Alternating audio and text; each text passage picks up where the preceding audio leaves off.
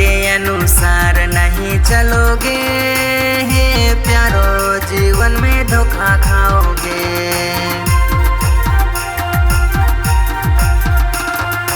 आगे के अनुसार नहीं चलोगे, हे प्यारो जीवन में धोखा खाओगे।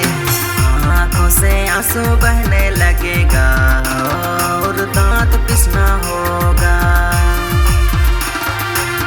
आंखों से आंसू बहने लगेगा और दांत पिसना होगा।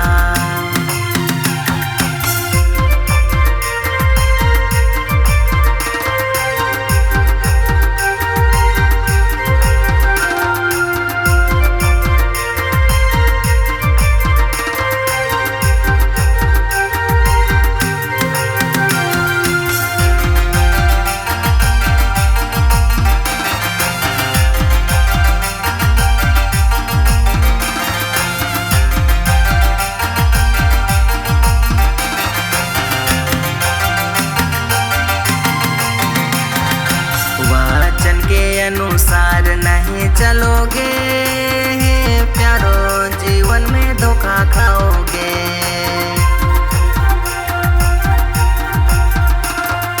वचन के अनुसार नहीं चलोगे, हे प्यारो जीवन में धोखा खाओगे। आंखों से आंसू बहने लगेगा और दांत पिसना होगा। आंखों से आंसू बहने लगेगा और दांत पिसना होगा।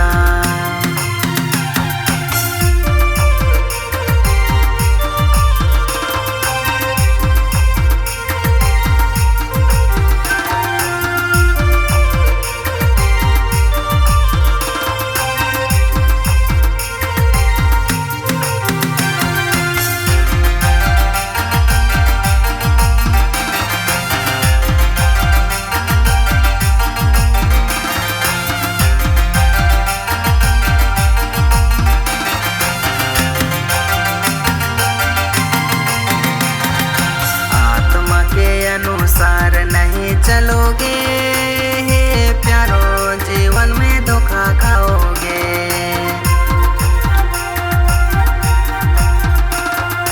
आत्मा के अनुसार नहीं चलोगे, हे प्यारो जीवन में धोखा खाओगे। आंखों से आंसू बहने लगेगा और दांत पिसना होगा। आंखों से आंसू बहने लगेगा और दांत पिसना होगा।